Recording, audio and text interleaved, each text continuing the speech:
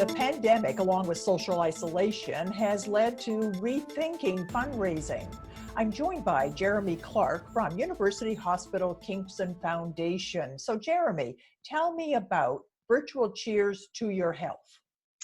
So this is a new event for us, and we're very excited to share it with everyone. The idea of the event is that people in the community will host their own virtual fundraising events and invite their friends and family to join them. So these events can really be anything the host would like. It could be a virtual dinner party or games night or craft night, and all the hosts and attendees are asked to make a donation to the Kingston Hospitals.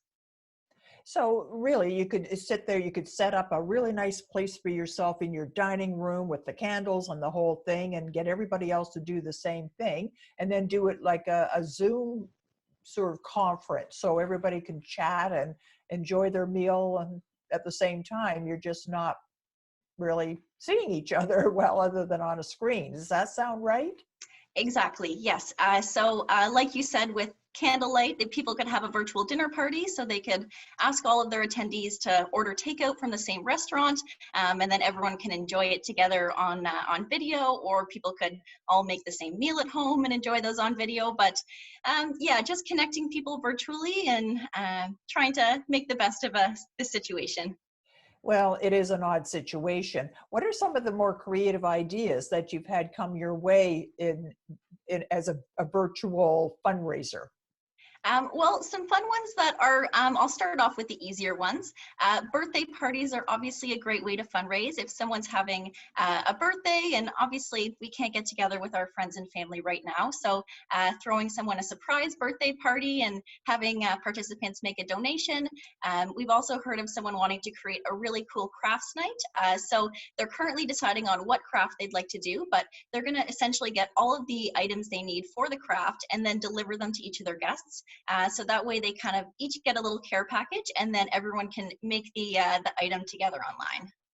But the important part is that there is money fundraising attached to that. So how can they get to the fundraising part so you folks haven't gone to all this work, but then you don't get any money? Yes, so we have a website, and an event website that's on our UHKF page. So if you go to uhkf.ca, you can find more information and registration. Once a host registers, we have a number of different items and tools for them to create their virtual event, one of which is in the back end of the system. Once they register, they'll be provided with fundraising tools to actually send emails to all their guests. And so they can send an invitation with some details about the time, or with a video link, and at the bottom of that email is included a link so that they can share that with all their guests, and then people can easily just click on the link and donate directly to the host page. Sounds like you've given it a lot of thought. It sounds like it's a way of making a bad situation not quite so bad. And you guys have really taken a hit. Like your benefit dinner normally raises a lot of money. How much are you hoping to make up that you lost? Well, we are very happy the way that things did go, because we did continue to have a lot of support from our sponsors and attendees.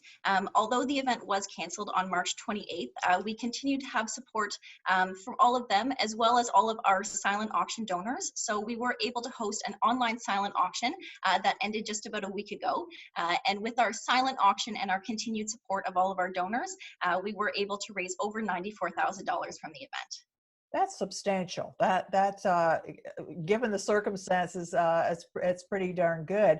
Now, this has been going on for a number of years. The foundation has raised money to buy things for Kingston Health Services. So, what are some of the things that have been purchased over the years? Things that, because of you, it's there and it may not have been otherwise. Well, the list is definitely so long, I could not name them all. We are very much needed at the hospitals, and there is quite a big difference between what the government can provide and what we do need to provide great care to our patients and residents. So some different examples of what we've been able to purchase are beds, ultrasound machines, exam tables, defibrillators, microscopes, a new MRI machine, wheelchairs, slings, thermometers. I could really go on and on. So it's just a lot of stuff that you use every day and if anyone ends up in a hospital, they'll be darn glad to get it, I gotta think.